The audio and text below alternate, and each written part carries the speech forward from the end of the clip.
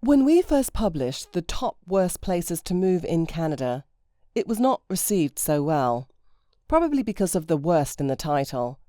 So we decided to ask you. We conducted an internet poll, the most scientific of data collection methods. The poll included 8 cities in our original list and 12 major cities throughout Canada. Here's how our users ranked the top 10. 7. Tie, Montreal, Thetford Mines, Sarnia and Vancouver, 5% of votes. Thetford Mines and Sarnia both found themselves on our original list due to their reputations for being extremely polluted. There was considerable debate in the comments section of the article about whether or not Sarnia remains polluted. In 2013, a Canadian magazine ran a story claiming that Sarnia was the most polluted city in Canada. Fact Junkie writes, Sarnia has an impressive social services available and is a common through destination for people travelling to the States. Heck, the similar city of Windsor, Ontario, has higher unemployment and is right across from Detroit.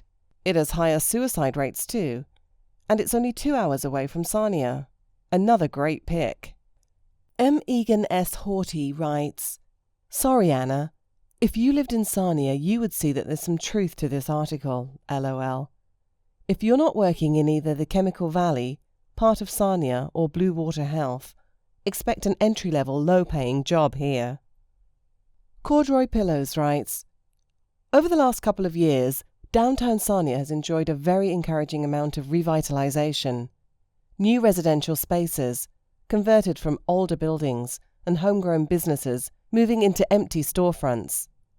There's First Friday events, a few decent festivals, art galleries, music venues, pubs, restaurants, green space, and a new craft brewery opening up downtown. Sarnia is doing fine. M. Egan S. Haughty counters, Really? Where? Because I'm sure as hell didn't see much of anything, and I was there 2 days ago. Where was I going? Workplace group employment, because I trained for 6 weeks for a different trade outside of London. Yet another opportunity not available in this dump. Oh wow, more pubs and restaurants. That ought to boost our horrible employment rate. Best look for another job on the side, if you can ever effing find one. Let's not forget our lovely waterfront Centennial Park, full of asbestos. As a kid, yeah, this city was great. Kanatara Park was awesome. The Howard Watson Natural Trail is great. The beach is great. I love the animal farm. But as far as employment goes, that's far from being revitalized.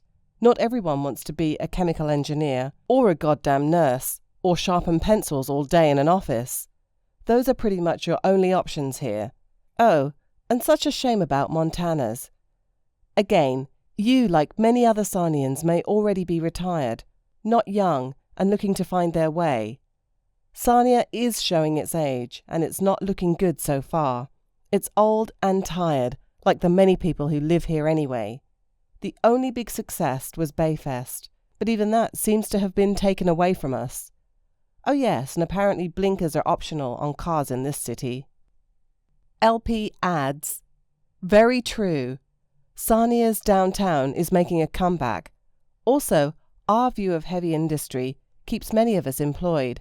I do prefer the view we have of the lake, river, multitude of parks and many walking trails though. If you haven't been to Sarnia, you don't know what you're missing.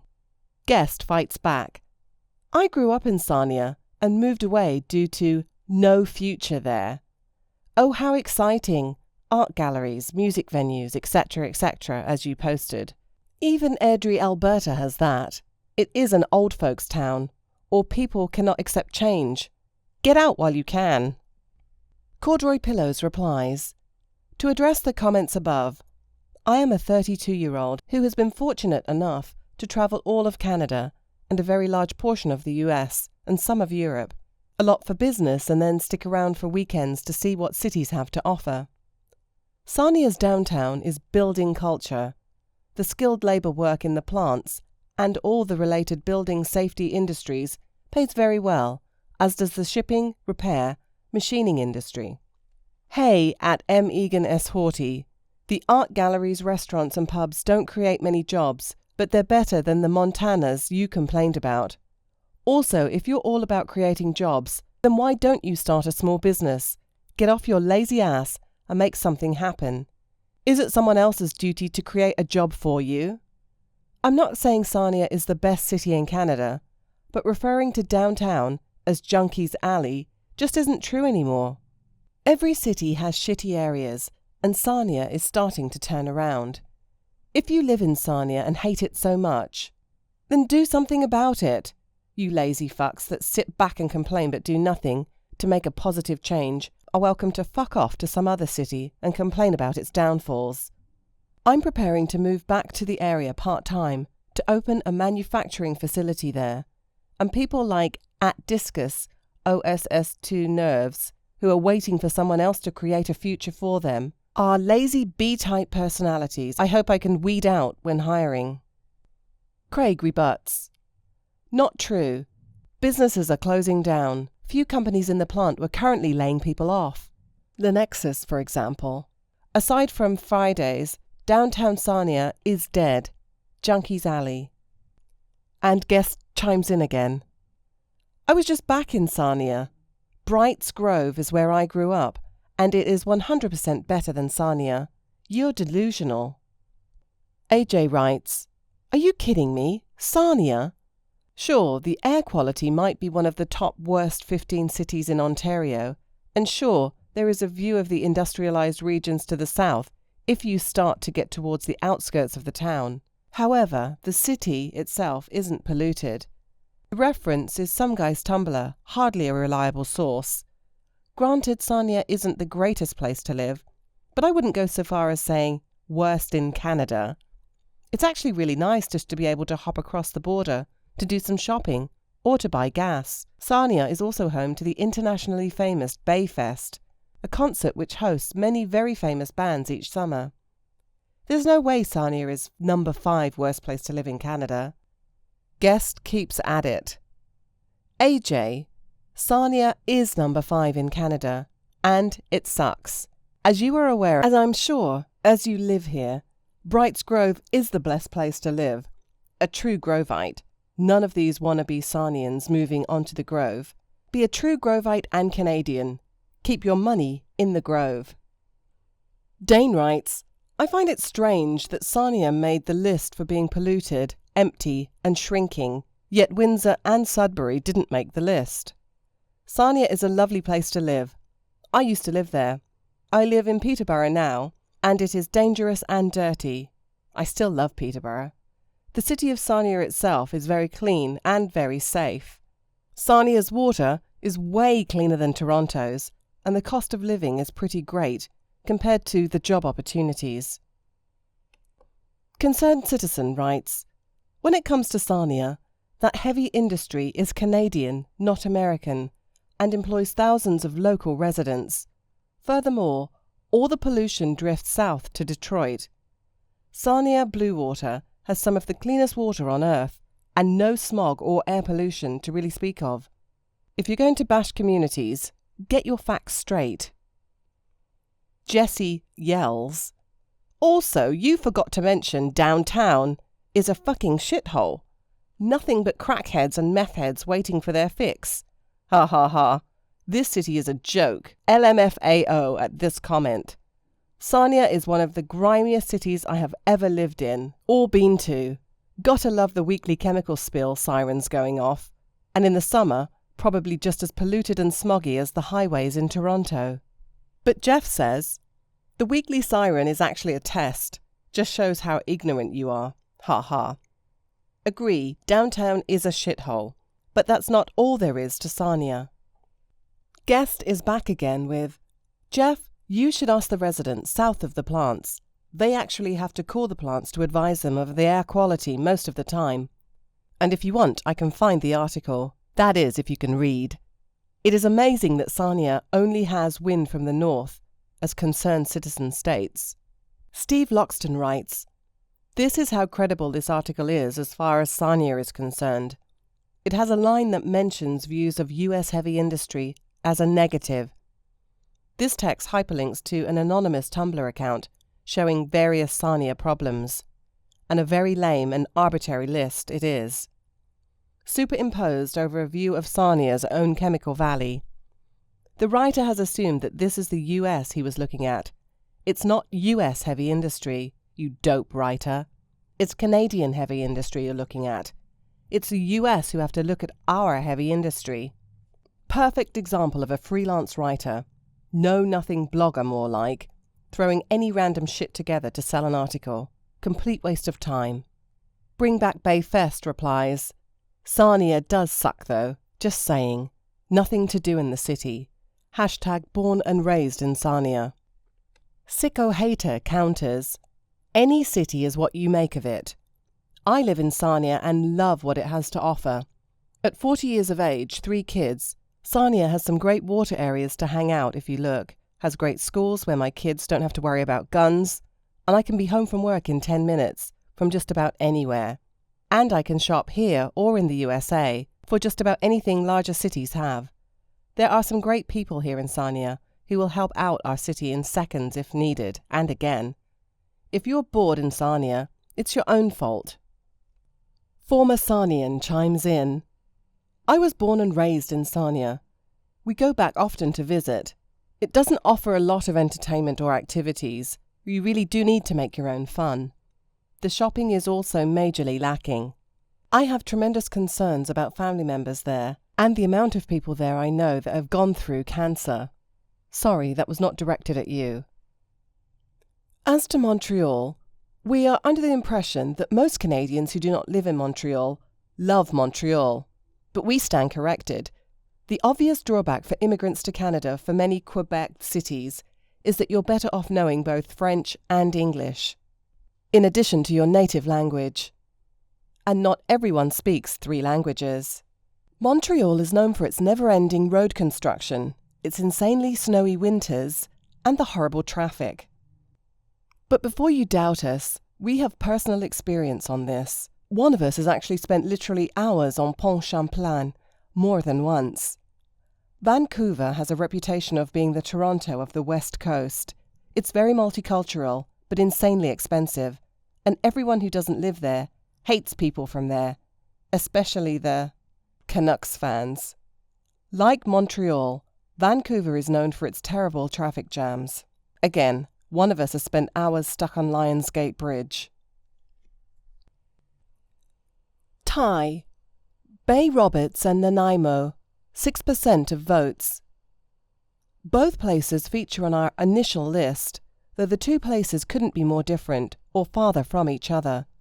Bay Roberts is about 1/16 of the size of Nanaimo and relies on nearby Trinity Bay for work in fishing and oil industries. Juan writes, Seriously, Bay Roberts? Yes, I live here. New houses are getting built, more stores are coming, jobs are just an hour's drive. I know, we have a lot of seasonal workers. Nanaimo is a forestry and government town, evidently. It likely beats Bay Roberts in the weather department. Does that make Nanaimo number 6 and Bay Roberts number 5? Kay Lennon writes, I live in Nanaimo. I have no idea where the author got their information from. Sagging population? Our population has had steady growth over the last 7 years, expanding our city for the better. And I don't believe you can compare mining Nanaimo of 70 years ago to present-day Nanaimo. Nanaimo was voted the cultural capital of Canada in 2008. It is a beautiful city to live in if you're an outdoor type of person or love to be by the water. It's true that our employment rate is not good. So immigrants, yes, this is not a good place to settle. But that hasn't stopped many immigrants from settling here. Nanaimo is a lifestyle. By all means, we're big enough. I didn't want to live in a big city. Lark Newell agrees. Kay, you're absolutely right on all counts. Isolated? What? Nanaimo is a beautiful city, big enough to have everything you could possibly need, but not huge. It has beautiful lakes right inside the city, plus a beautiful harbour front walk. Beautiful scenery and gorgeous unique islands, a very short boat ride from the city. I'd take it over most cities in Canada any day. Pauline says, Ha ha ha, this is hilarious. So basically, I can't move out east because that's where 9 of the 10 are. And for the other, yeah, I live here right now. I'm a city girl, so Nanaimo is really just a rest point until I finish university. But I must say, it is stunning here, and really not as bad as everyone thinks. My take on the city, after living in it for 3.5 years, is that it has to stop expanding. There are a lot of structures that remain empty while the city expands. Downtown has a ton of potential, and although I won't be living here in 20 years, I have hopes that it'll all come together. Ella writes, having lived in both Nanaimo and Vancouver, I would much rather live in Nanaimo. I won't pretend it's the best place in Canada, but it certainly doesn't belong on this list. Sash Angus says, while I appreciate that lists like these are the fast food for the information age, you should really take the time to do your homework. I can't speak for the other communities, but Nanaimo has among the lowest unemployment rates in the country, amongst the highest rate of knowledge-based business formations in BC, has the best workforce housing rates in the province, and has an average commuting time that measures in minutes, not hours. While I appreciate this blogger was not your staff, you should really take responsibility for what you put out into the world. P.S. The golfing in February is also quite nice. Chris Bohr writes, I emigrated to Nanaimo 9 years ago. Love it. The most temperate climate in Canada. Affordable housing, unlike Victoria, Vancouver. And essentially, no traffic. Umpteen parks, lakes, rivers, fantastic harbour. Nice and central to the island. Set up my own business, which is successful. Only bit that sucks is the cost to get on and off the island. But apart from that, I'm pretty happy. To live on an island, that is a huge vacation destination in the summer. Robert St. Amour says, this has to be the stupidest assembly of ignorance ever. Nanaimo is a gorgeous city on the sea, a perfect place to sit back and laugh at the mental midgets that wrote this. Tabs objects. Wow, this article is overtly biased and lacking in facts. Nanaimo, sagging population. Tell that to the recent stats and the new housing projects that are popping up all over this city, like a teenager's bad acne. Isolation. Well, if that means having the option of living on acreage surrounded by pristine landscapes and views, and only having to drive 15 minutes to be anywhere for shops or groceries, or the beach, I'll take that isolation over smog and 3-hour traffic jams any day. Plus, there are 2 ferries to the mainland, with a passenger ferry to downtown Vancouver with a commute of less than 45 minutes in the works. Poor quality of life brought about by a legacy of coal mining. Yes, our history is based on coal mining. However, that is our history. Sure, we may not have the greatest of nightlife, but our outdoor life is second to none. And being on the island, you have the opportunity to run on the beach in the morning, surf in the afternoon, and do snowboarding in the evening in the winter. Fraser writes, interested to know what criteria used in these selections. For example, the reasons given for Nanaimo's inclusion are sagging population, being a mill town and isolation. Whereas if you look at somewhere like Prince George, the population actually declined, unlike Nanaimo's, which has continued to grow. The economy is even more resource-based, and the isolation factor is significantly more pronounced. 9 to 10 hour drive to Edmonton, Calgary, Vancouver. I'm not trying to bash Prince George either. Just curious what criteria were used to pick these cities. Serena says, Nanaimo is so underwhelmingly compared to Victoria, although I don't see why any BC town should take a spot on this list, when somehow Manitoba and Saskatchewan didn't make it on. BSES85 responds, can't speak for Manitoba, but Saskatchewan has the highest annual growth rate in Canada last year, and highest in North America so far in the first quarter of 2014, at a 20% increase. Our government runs a surplus budget, and our provincial natural resources are helping to keep our weakening Canadian dollar afloat. Not much beauty anywhere if you're not looking for it. Besides, SK people are humble, but we don't expect anyone from BC to notice. I can't see anything very well when I stick my nose up to the sky either. #arrogance is ignorance. Jessie says, glad you have Nanaimo on this list. I prefer that it's a well-kept secret. The Dirty Nigerian writes, Nanaimo is fucking awesome. Vancouver is the shithole. Swile concludes, I'm from NS now, living in Calgary. I've been to Nanaimo and at least 2 or 3 of these other places in my 40 years of life. Not sure that I would have nominated all of these places as the worst in Canada, but I definitely have Tumbler Ridge, BC on my listing. Kitchener-Waterloo, 7% of votes. Kitchener-Waterloo featured on our original list because it was once not a very nice place for immigrants to live. Defenders of the city pointed out how out of date the idea was, 5 years old, and many also noted that Kitchener and Waterloo are 2 different places. It seemed that some commenters from Kitchener blamed the reputation on those in Waterloo, and vice versa.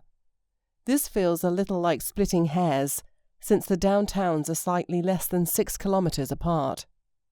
Jay writes, Kitchener is a fantastic place for people to immigrate to. There are many social services for people new to Canada. There is a large Service Canada location on Weber Street, on a bus route. KW Counselling offers families a lot of help. In future, before you compile bogus lists, consider simply visiting the city's website. If you had visited the City of Kitchener's website, you would see that there are whole sections on immigration, multiculturalism, and where to get assistance for programs. Marianne yells, I live in Kitchener-Waterloo. I'm proud to call this city my city. Me and my daughter moved here over 10 years ago, and it's a great city. Always things to do, amazing multicultural events, music festivals, amazing places to skate, and lots for families.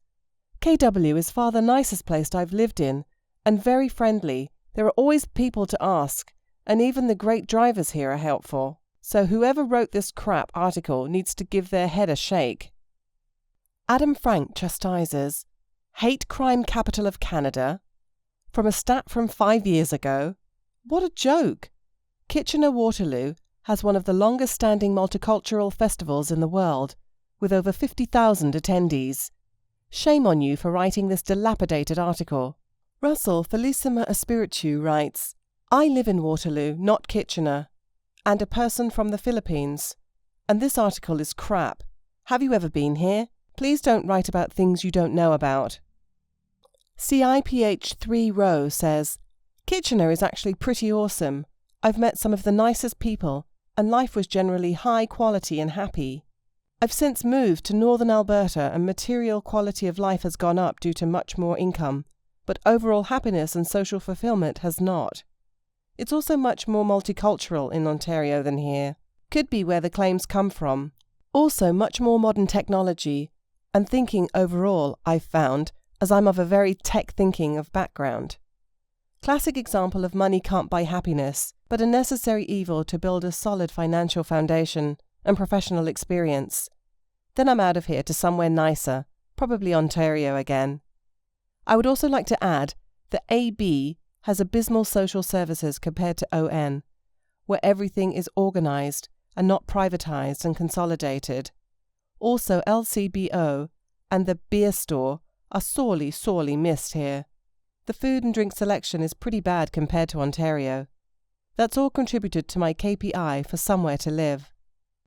Fact Junkie adds, as for Kitchener, your only argument is because of discrimination. I don't really know how they measure hate crime there and places like Calgary, but I know both places are very diverse, with a lot of different cultures. Kitchener is a relatively clean place with loads of amenities. If anything, I would argue it's far too expensive due to its proximity to Toronto, for something that is offered at other nearby cities like London for far cheaper. To me, Kitchener, aside from cost, is a wonderful place to visit, but maybe it's because I'm a straight white guy that people are nice to me, and I don't visit enough to know for sure. Chris writes, this article is poorly written. It should also be mentioned that Kitchener and Waterloo are vastly different from one another. George replies, yes, Kitchener is a nice place for families to live. Waterloo is mostly a student ghetto, unless you're talking the rapidly failing RIM tech area. Herbert Richtenstein says, they are using figures from over 5 years ago to associate with Kitchener-Waterloo for hate crimes. Maybe you should try to use more current data. Is that all you're looking at to rank us number 2? What about the 100 of positive things this region does? Your entire article is bogus, and the author should be sued. Regis writes, "Jokes, I'm from good old Kitchener and I agree with this, lol. I'm not sure how it is now, but during high school you saw this all the time. Asians versus Latinos versus blacks versus Serbian European groups. Seen a few gay kids get harassed and jumped. So much crap went down at the bus station downtown. Good times. Glad I moved though. Represent 519 all day. Chandler Drive, son. How I miss country boy breakfast." Emily replies, "That time someone got knifed at Camden Heights. I felt bad for the IB kids." Dale claims, "I live in Waterloo and trust me, much of the bullcrap happens in Kitchener, not Waterloo." Asita comes back with, "Those people in Waterloo are so uppity, Kitchener should annex them." George replies, "I don't think you know what you're talking about. Long-time Kitchener resident here. Kitchener is mostly diverse families. Waterloo is students and transients who live a low quality of life, unless they work for, near RIM." Gabrielle counters, "George, your comment is almost as biased and uninformed as the article we're commenting on. Almost." Rich points out the obvious. Top 8? Couldn't round it to 10 at least? Any half-assed BuzzFeed like top list that tries to masquerade as a legitimate article is doomed from the second you type the title. Congratulations, Kitchener-Waterloo. Someone forgot to sign out of their Tumblr before they wrote that garbage. Leanne says, "This is all BS in my opinion. I moved from the first worst to the second worst, and let me tell you, neither aren't that bad. As for racism in Kitchener-Waterloo, that's crap. This is the most ethnic city I've ever seen, more different races than I've ever seen, and after living here for more than a year, I see nothing but respect between the different nationalities here. No racism at all. Try to get it right before publishing. KW is the most diverse city in Canada, not the most racist, idiots." Tie, London and Thunder Bay, 9% of votes. Thunder Bay came in 8th in our original list, which did not go over very well. Defenders of the city pointed out various strengths of the city, one of which is the Sleeping Giant, perhaps the nicest provincial park in all of Ontario, is about an hour away. Reason enough to move there? Mike writes, "So, your only reason for Thunder Bay being bad to live in is that it's cold? We live in Canada, and that it's 8 to 10 hours from Toronto. Most people can't get far enough away from Toronto and its crack-smoking mayor. One would think that in making a list like this, you might have found something real to complain about. How about Toronto itself? Let's see. Immigrants will have to pay 1,000% more for any form of housing that is within any sort of reasonable distance to their work. Pay is no better than anywhere else. Air quality causes you to suffer from more health problems than just about any other location in North America. There are smog warnings nearly every other day. And trying to get anywhere is a nightmare. You know how many of those problems we have in Thunder Bay? None. Keep poking holes in other places and ignoring your own region, chuckles. Good luck with that. We really don't want you up here anyway." Beeknick says, "I have lived in Thunder Bay most of my life, and I was unhappy with the argument you provided for this city. I have to admit I agree that there are lots of reasons for immigrants not to move here, but what you listed is certainly not one of those reasons. It is a major centre, has all the shopping needs, etc., and also has the beauty of the great outdoors. Only people born and raised in the GTA would consider our seclusion a bad thing. To me it's a blessing. Plus Toronto is only a 2-hour plane ride away for when we want to head to the big city. Your reasons for Thunder Bay being on the list should have looked at other reasons why Thunder Bay is bad, not just because we aren't part of the GTA. Ridiculous. We are also no colder than our western friends in Alberta or Saskatchewan, but I see none of them made the list for these reasons." Joel writes, "Having lived in Thunder Bay for 22 years of my life, and now 12 years outside of it, 7 of which have been in the Greater Toronto Area, I find this article a little suspect, but get some of the arguments. On an aside, who calls Lake Superior Gitchigumi? Is that a new thing since I've been gone? Who are the they? I work in a GTA suburb and live in the same suburb. I drive 7 to 10 minutes to work. This obviously isn't the case for many people in the GTA. The incomes are much higher here, but so are the mortgages. There are more opportunity here for jobs and schooling and so on. It's also warmer here. A majority of my French immersion class from Thunder Bay left Thunder Bay. Pollution isn't bad where I live, but it's obviously worse downtown or places where there's more industry. That all said, I miss Thunder Bay. I miss the pace of life. I miss climbing the knees of the giant, mountain biking around Trowbridge Falls, and the Cascades, eating ice cream at Merla May, and Redwood Park Church. I don't know how you can rank cities and say these are the worst. The scale seems somewhat subjective. Both the GTA and Thunder Bay seem to me like a great adventure. Northern Ontario Girl 17 says, clearly this was written by people who do not care for fresh air, easy access to nature, and love their GTA.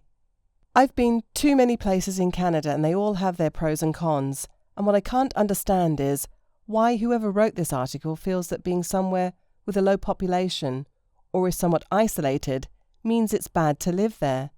It all depends on what you want from your community. Plus I'm tired of the people from the GTA area automatically listing Thunder Bay as a bad place to live. Stop hating on it because it's in the north. Why don't you leave your precious GTA, get some fresh air, and see what the rest of Canada is really all about? Thanks. RJC states, it's no surprise a bunch of a-holes from Toronto would shit on the rest of the country. Name the ones you've actually visited and researched short of Googling quickly and rehashing some generalized facts. And why don't you list some facts like the Prov Feds doing nothing to support the forestry industry as reasons why places like Thunder Bay are trying to transition their economies? And I guess, if distance to another city is a huge determining factor of quality of life, then shouldn't Regina be in your list as it's 7-8 hours either direction to Winnipeg, Calgary?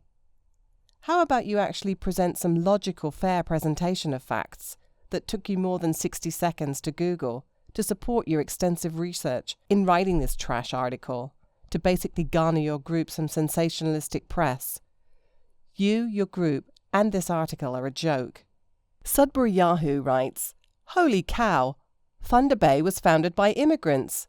There's a whole bunch of newcomer professionals who have moved there to be part of the new hospital, medical research institute, medical school, the post-secondary institutes, and the mining industry. This is truly craptacular. Outdoorsy says, the horrific isolation of Thunder Bay? I hardly think so. It has all the same amenities of a large city, nestled in beautiful scenery.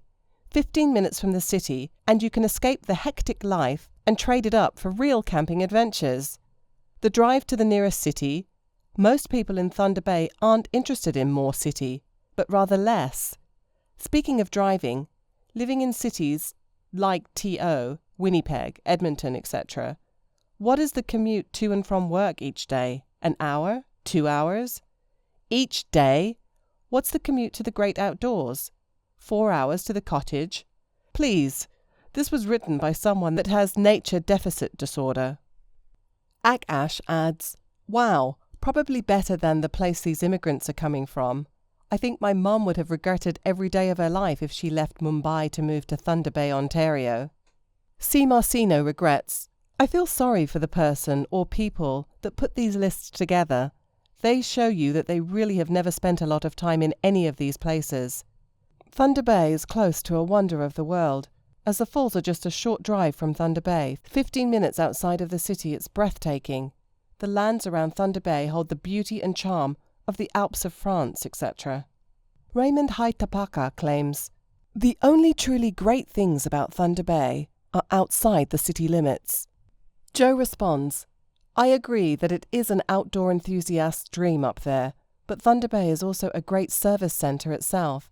You get that small town feel close to the wilderness without losing all the big city amenities.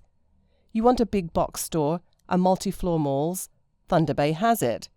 You want a world-class entertainment facility? Look no further than the auditorium. You want nice restaurants and popular restaurant chains? Thunder Bay pretty much has them all. You want local beer and foods? Thunder Bay has that too. You want to go golfing? Play in citywide sports leagues? Thunder Bay has it. You want to go to university or college, including med school, law school, and aviation? Thunder Bay offers that too. With the event centre about to be built, Thunder Bay will soon have a professional hockey team as well, and an additional world-class facility to bring in conventions, concerts, and even larger events. From my point of view, there's lots Thunder Bay has to offer, both within and outside city limits. Jake replies, I agree. Thunder Bay is an awesome city to live in.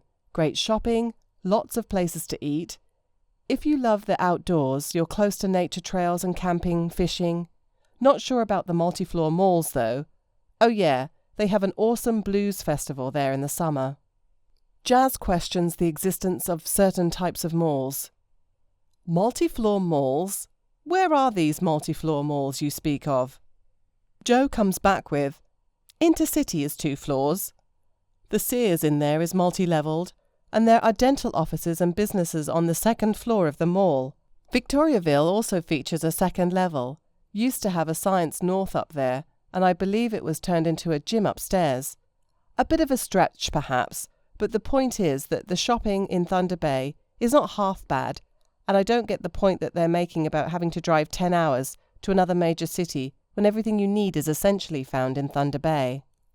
Clint claims, Thunder Bay ranked number 1 murder capital of Canada. Thunder Bay ranked number 1 most violent city in Ontario. Thunder Bay ranked number 1 sexual transmitted diseases in Canada.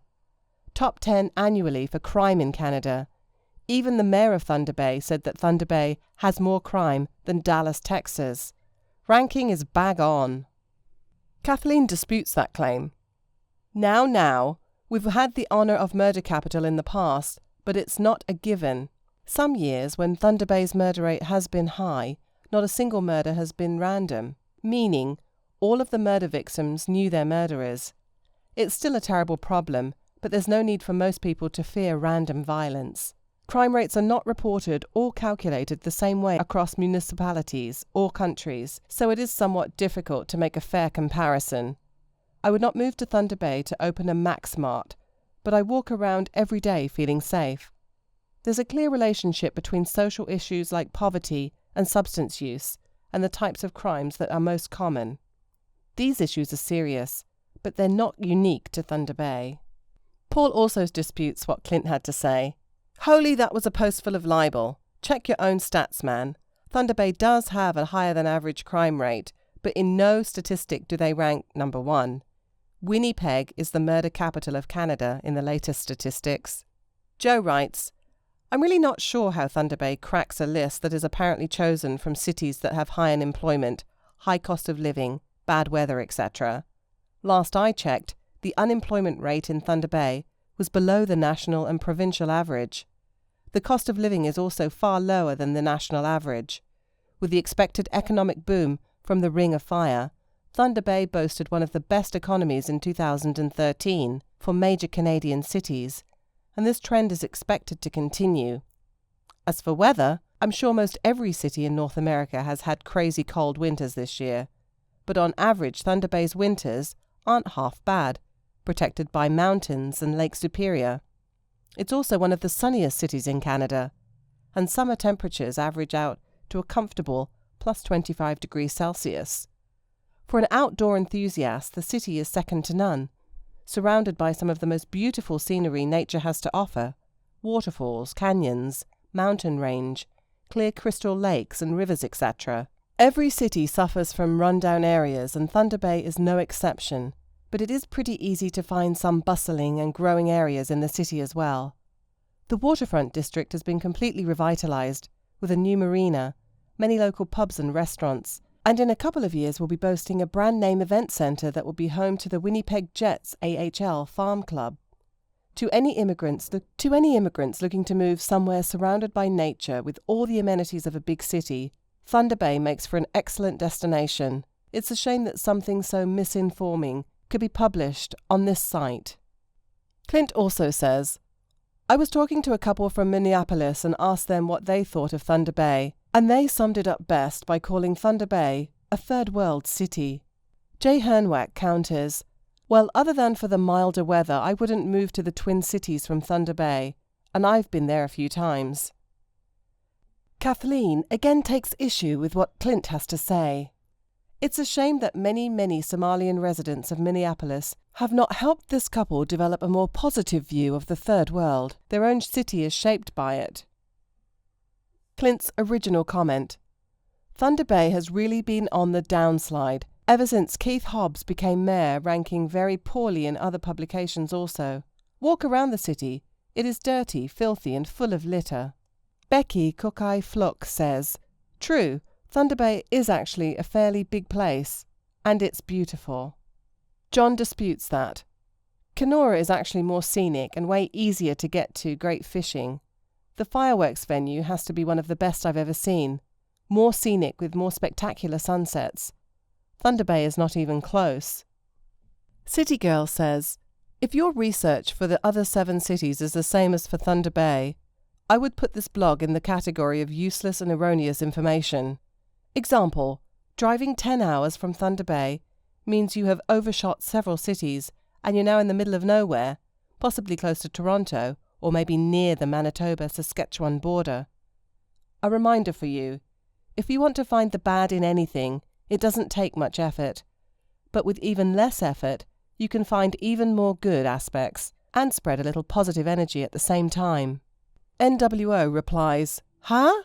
No, Thunder Bay to Toronto is a little over a 16-hour drive. The Manitoba to Saskatchewan border is about 13 hours to the west. The closest city within Canada to Thunder Bay is Winnipeg. It's nearly 9 hours away, with literally no cities being overshot in between, unless you're counting Kenora and Dryden as cities, which most wouldn't." T-Bay 1 disputes that. "Suggest you really look at a map. Thunder Bay to Winnipeg is about 370 miles. If it takes you 9 hours to drive that distance, then I'm glad I don't travel with you. 7.5 tops." City Girl comes back. I drive to Winnipeg several times a year, and it has never taken me 9 hours. 10 hours east of here and you're just about to turn onto the 401, close to Toronto. Thunder Bay to Winnipeg plus 7.5 plus Winnipeg to Verdun, MB, 3.5 hours, equals 11 hours. Saskatchewan is 30 minutes away from that. My suggestion, look at a map, or even better, take a road trip. Colin Johnson says, "Thunder Bay, with a large marginalised underclass of native Canadians. Yeah, it's Northern Ontario.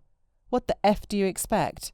We have a rapidly growing population, and one of the best universities in the world. Shove your article up your ass. Sincerely, Thunder Bay." Ryan replies, "Lakehead is one of the best universities in the world. Ha ha ha ha ha. Having gone there and been born in Thunder Bay, I can say firsthand that that's a big nope. I'm glad to see it's in the list. It's a racial, bigoted shithole that one can only dream of escaping, unless you're at retirement age. Stay away." OC also replies to Colin Johnson, "Although I respect your pride, you're not even half right. Census shows that there's a population drop of 2% contrary to the Ontario overall growth rate of 5.7%. Meanwhile, Lakehead didn't even register in Maclean's top 15.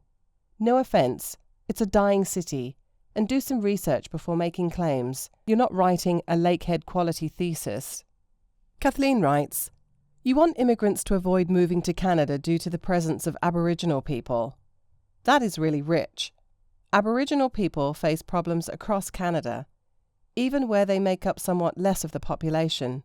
In Toronto, near St. Mike's Hospital, a disproportionate number of people I see, with very unfortunate circumstances, homeless, dealing with substance abuse, etc., are Aboriginal. Why should immigrants prefer Southern Ontario? Because it is better to move to a city with a large visible underclass of fellow immigrants? Some internationally qualified professionals do well in Thunder Bay because their specialised skills are in demand and there is less competition in fields like medicine and engineering. I guess if you're looking for the best place to live and you don't have many specialised skills, it might not be a top pick. But even then, it's no harder to get a job in Timmy's than it is in southern Ontario, and the cost of living is lower. I would encourage any immigrant to do a lot of research before picking a place to live. Access to their own cultural or religious communities, employment and even the weather are totally valid considerations. But these can be considered without painting an excessively negative picture of communities in Canada that are not likely high on the consideration list of most immigrants anyway. Why perpetuate stereotypes? Well, I wouldn't be able to name names, but if you have a research consultant, it would be very easy to look into the local health system and the university, two of the larger employees in town, and research the employment of internationally qualified professionals.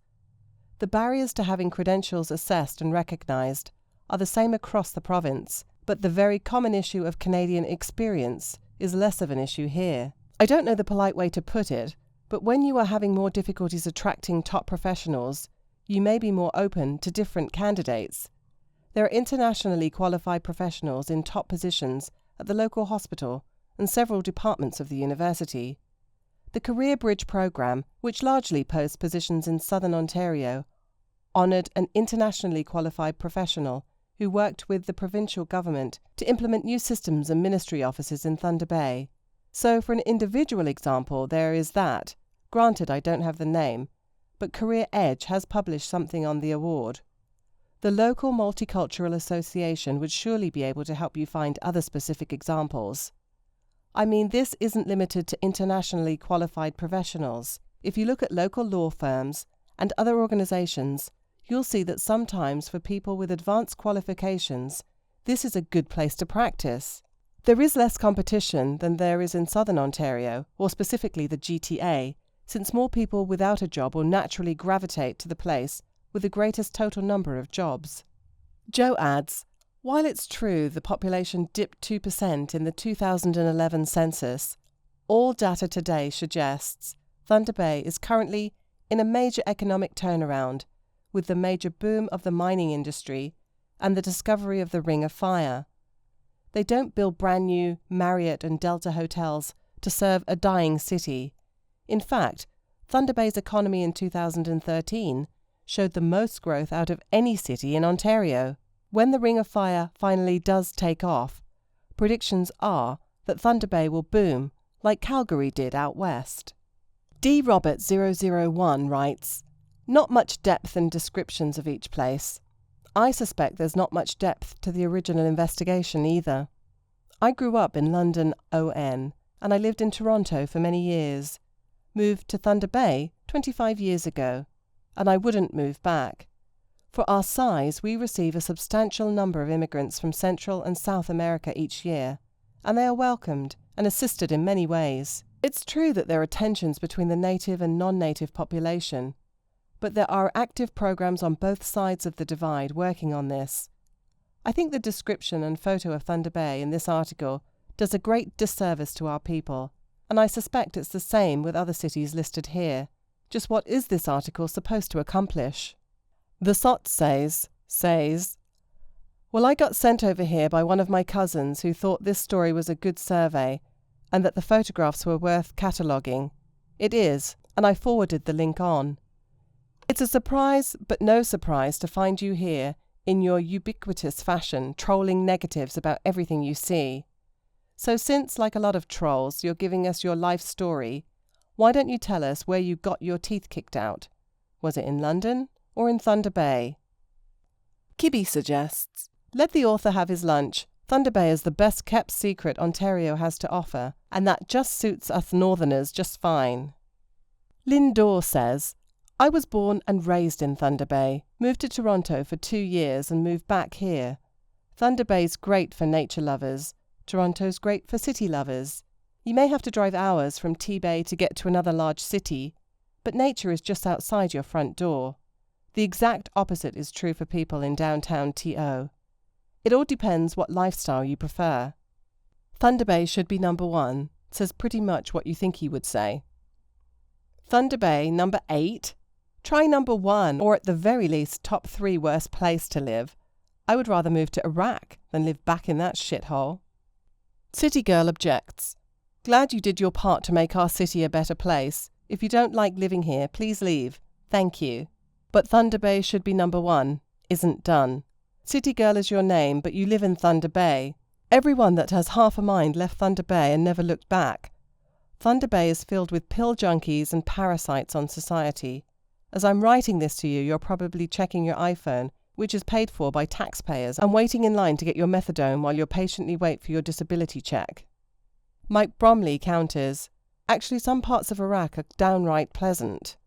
Greg writes, I'm not sure what your point is creating a list like this, but it seems heavily biased. So just to aid you and your readers, let's just put the record straight.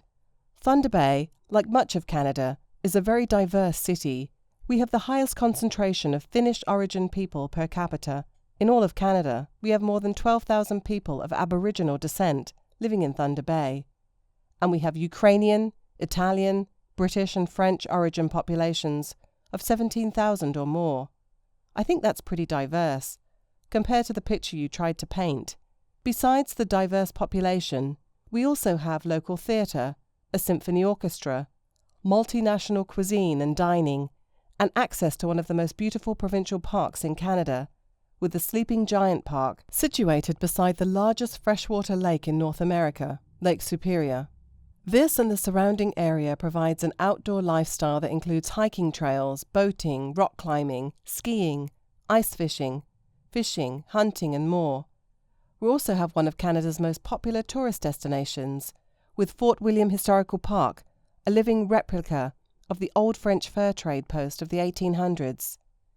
We have one of the shortest commutes of any Canadian cities, 20 minutes from one side of the city to the other on a bad traffic day. We have a great university, a college, one of the busiest hospitals in Canada, and a half an hour from the US border. As an immigrant, Thunder Bay is a wonderful place to live.